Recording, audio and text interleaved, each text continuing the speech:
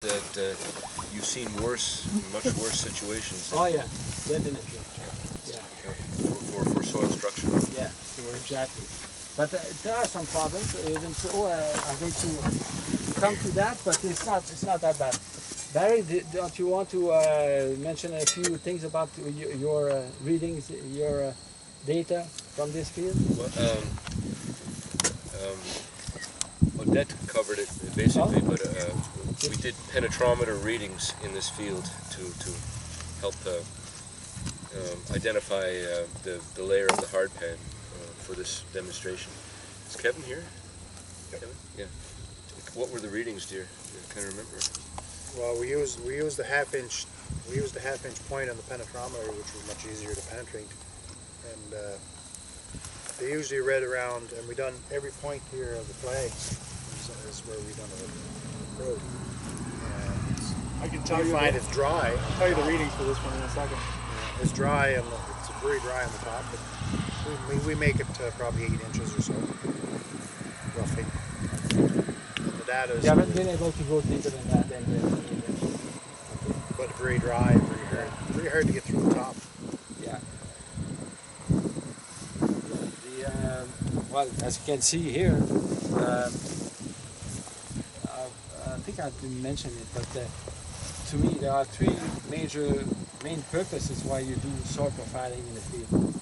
As I said, it's very important for everybody, every farmer. There should be as many soil profiles performed on farms than there are soil chemical analysis performed.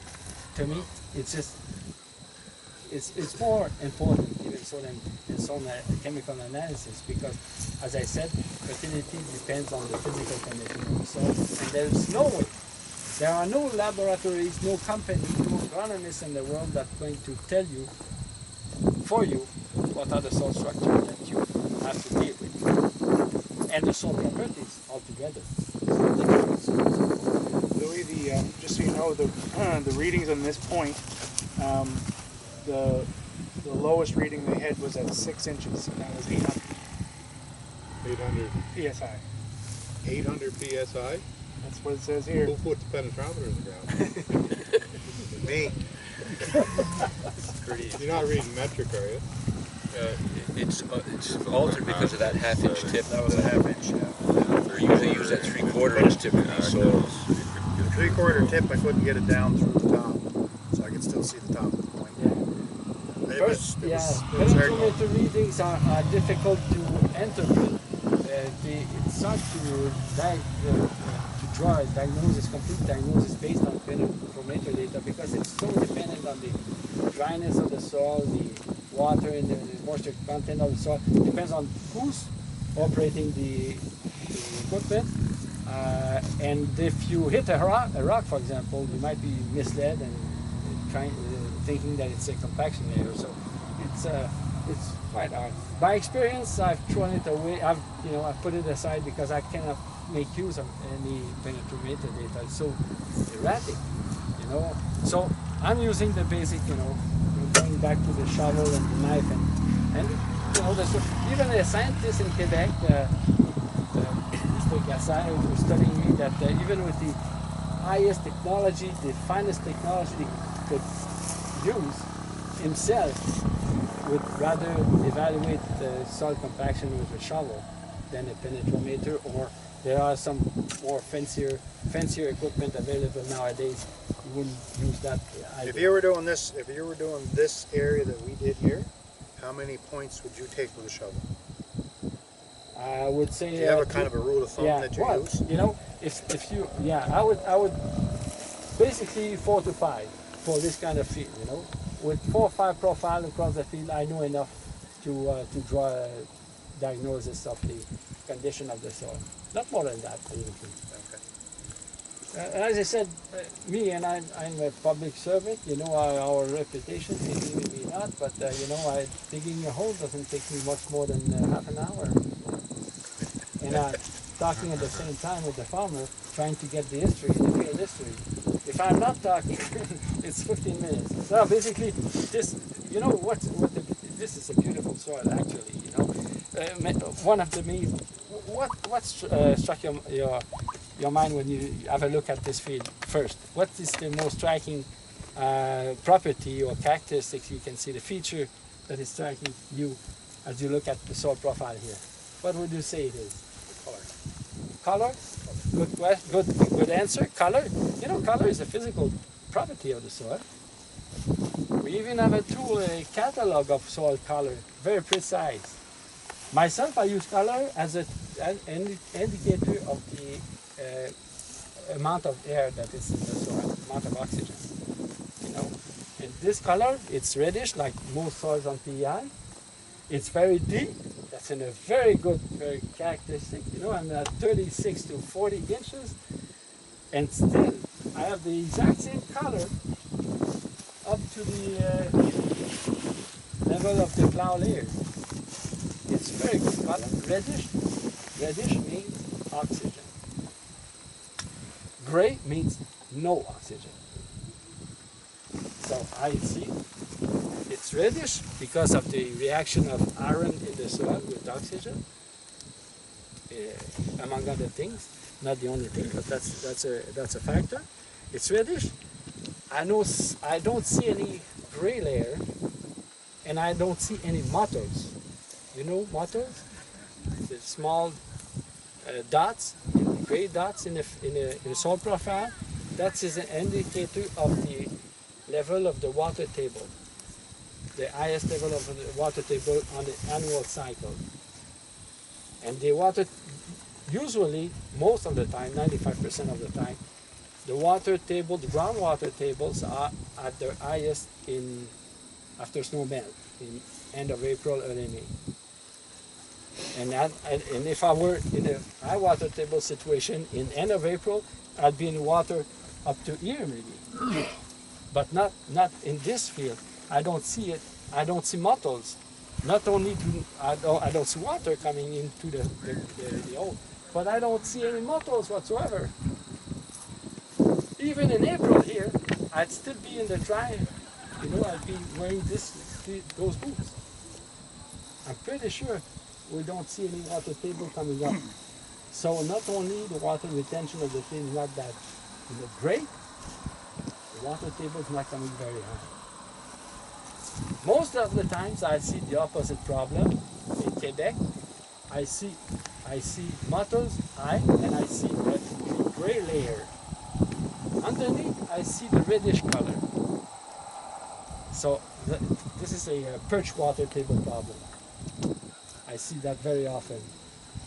But and if the water table actually, the true water table is coming high enough in the spring, I see the mottles, and underneath I see a gray color. And the rule of thumb that we're using is that whenever the groundwater table rises closer to 24 inches to the surface, then I have a tile drainage problem. I have a groundwater table problem. Because every crop needs at least 24 inches of air to grow a sound yield. A decent yield of any crop needs at least 24 inches of free air in the soil profile. If the water table comes at whatever time of the season within 24 inches of the soil surface, then I have, if there are tiles already installed in the field, then one tile must be blocked. Or if there's no tiles, I would recommend putting in drainage tiles. But that is the only scenario where I would recommend drainage, tile drainage.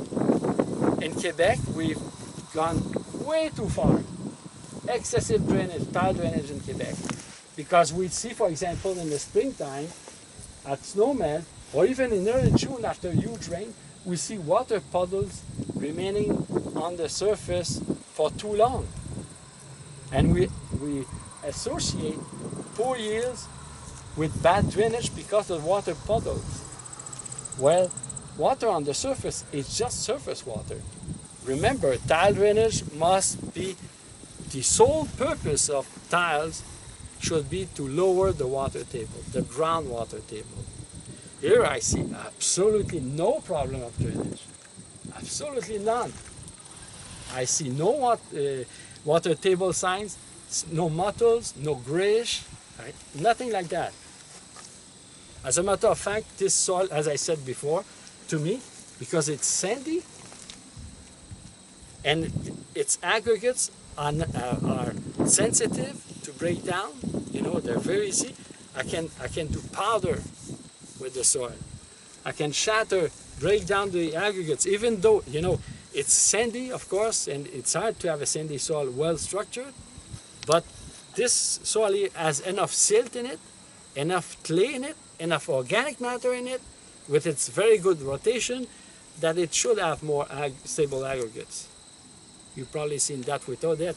But this field here, if there's a problem, as I said, there's no huge problem, but one way to improve this field and to make it go beyond any yield history that John has seen here, we can improve its yield further, much further, by improving the moisture holding capacity of this soil. You see, I have clods here, and it's a sandy soil. Despite this sound good rotation, there are some clouds again here. This soil is particularly, and if you recognize your soil with this profile, you can conclude that you must have a problem very similar to this one. That is water holding capacity, aggregate stability.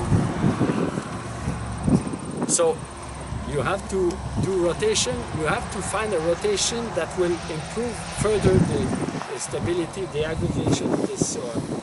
But if you can see roots coming all the way down to 30 inches in the profile. So it's not that bad. The roots are finding their way across, alleviate the clods, finding the way where there's some little room for them to grow. But remember that there are no plant species, even when you're being sold some tillage radish seed, no species can break a compaction layer.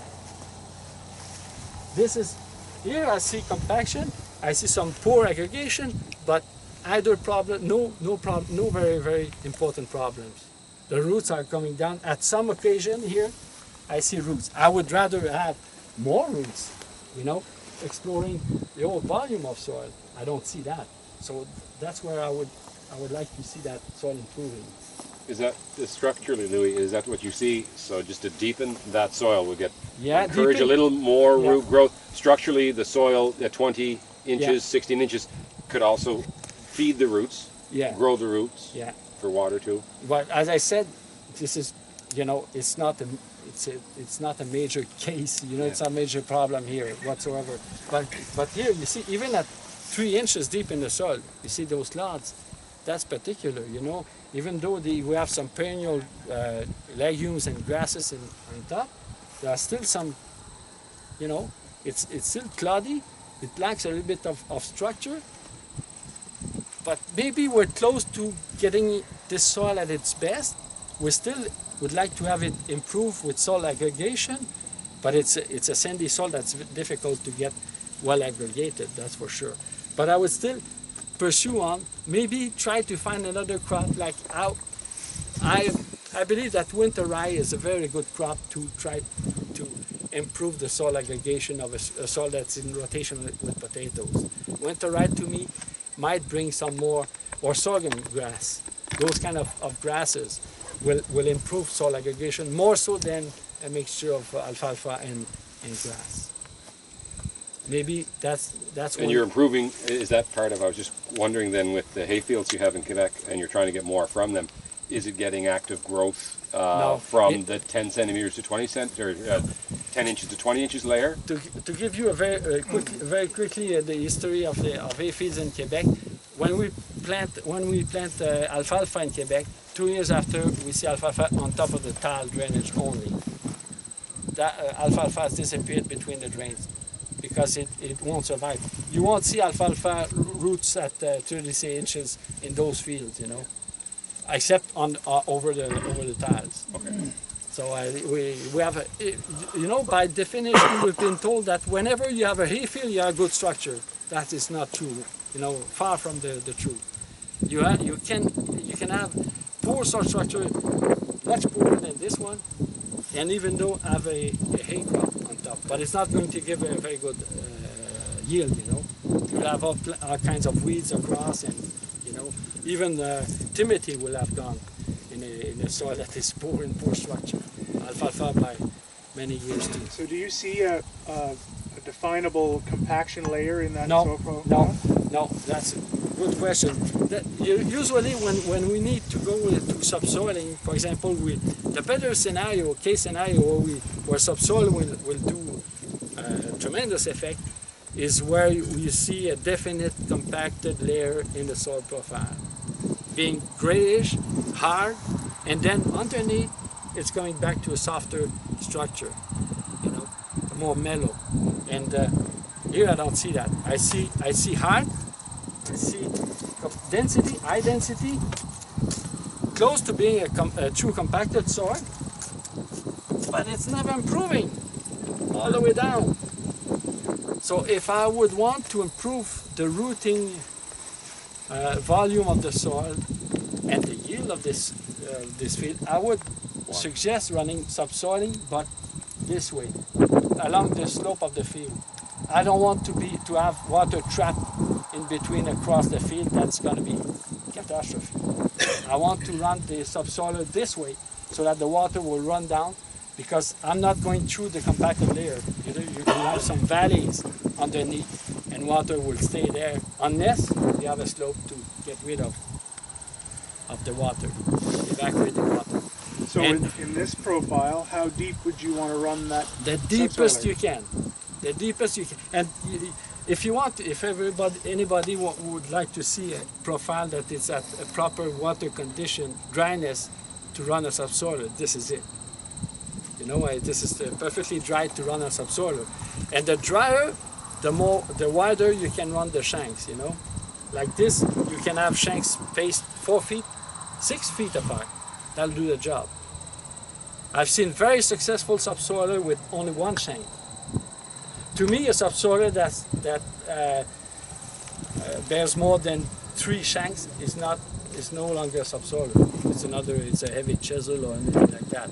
But a subsoiler, a true subsoiler, doesn't have more than 3 shanks, and it can go as deep as 32 inches. But even at 32 inches here, I wouldn't get rid of the so-called compaction, because it's not that hard, as I said. And I see from here and there roots going through, you know, finding their way. So I would definitely, if I want to improve this soil, I would improve the aggregation, pursue and keep on doing the rotation, maybe try with winter rye, and I would definitely recommend having a subsoiler run across the entire field this way and at this time of year. And no plowing after. I would leave it there, because whenever you plow a field that had been subsoiled, then you erase whatever effect you wanted to have. So in our rotation with, say, a potato grain forage rotation, it would probably be better to do the subsoiling after grain harvest or something like that. Yeah.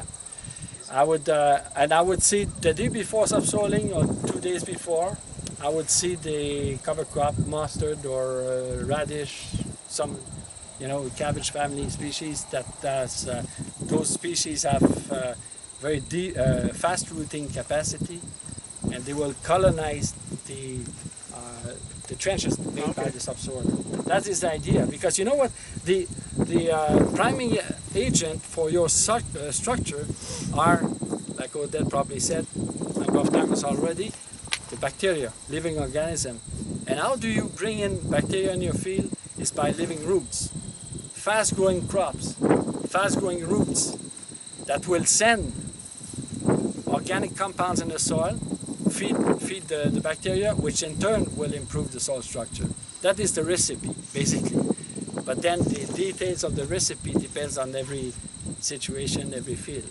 It varies. So if you're sampling a field like this, if you come into a field like this and you're going to sample, you said you'd sample 5 places, how would you dig a hole like this? No, Like, this is how just big of this just for demonstration? this is for right? demonstration purposes because of course we don't have it in the previous years. I've seen that happen before. Farmers would have a backhoe or an implement that would dig holes for us, and it would offer himself to don't bother with your hand shovel. No. Yeah. I would rather holes dug by backhoe and tractors doesn't tell the whole story. You have to dig how with big of a a hole shovel would you because one of the most, and I haven't said that to your group, that's for sure, but one of the best indication of the soil structure is how the clods are breaking down when you drop them on the ground. Looking at different depths across the field, when you dig the hole, you look at how the clods are breaking down. Like here, you see, if I drop it's already all shattered, almost powder, you know, silt and sand, very, very little aggregates. Despite the fact that I said that John has maintained a very, very good rotation across over the years here, it still doesn't have the water holding capacity, the aggregation that I would like to see. So you would have to find another crop, cover crop, and I was thinking about winter rye a few moments ago. Maybe that'd be a better idea. But definitely, he's done nothing wrong with his management, stewardship, this field, and the field across. I went this morning in the potato field there, and the barley, the wheat field across. And yeah, you've had some drought and dry periods here, but I can tell you one thing: I've seen much worse than this. So are you just digging down, like say the pile layer, or? Yeah, well, usually I mean with the hand shovel, I go at least 30 inch in the soil profile. Okay. I start with a 24-inch diameter hole, and you know, even our reputation at the government officers, we have a bad reputation of working very slow. Well, it takes me here maybe 15 minutes at the most per hole. Yeah. For a field like this, which is worth what, $100,000 of cropping over the years, it takes half a day to draw a complete diagnosis of its physical condition. That's worth it. To me, there's no question about it. Yeah. We should put that in top of our priority list. To me, it complements what the chemical analysis are telling us. You know, it happens so often that I go to farms with the first line agronomists, as we call them, and we wonder what's happening in this field, and we realize that it's a matter of soil structure and filtration. One of the key features that is very in bad condition in Quebec is water infiltration rate. You know, our fields in the first year they were cultivated, it's been shown scientifically that they can drink as much as 6 to 8 inches of water per day. Nowadays, we're measuring water infiltration rate in our fields as low as 1/8 of an inch per day. So that tells you a lot about the physical condition of your soil. We have to improve the structure, have more crumbly soils, more aggregates so that water seeps in, doesn't go to the drain, doesn't go to the ditches, it seeps in to feed the water table, and the structure, the aggregates of the soil. The soil structure, soil with a good soil structure can hold water, huge amounts of water, for the crop to be used later in July and August. And that's here, it's a key feature to try to improve, because definitely this soil doesn't have much water holding capacity. Naturally, it's a sandy soil, so it's not very powerful in that with that regard, but you can still improve it. And looking at how it breaks down, you see, I see clods that are breaking down. You see, mind you, there are many roots, but very poor water holding capacity. So Louis, we have about, I don't know, 15 minutes or so left in this section. Yes, So just if there's any other key points we want to talk about. thank you. That's exactly where I'm going now. I just want to make a few key points about the subsoiling operation.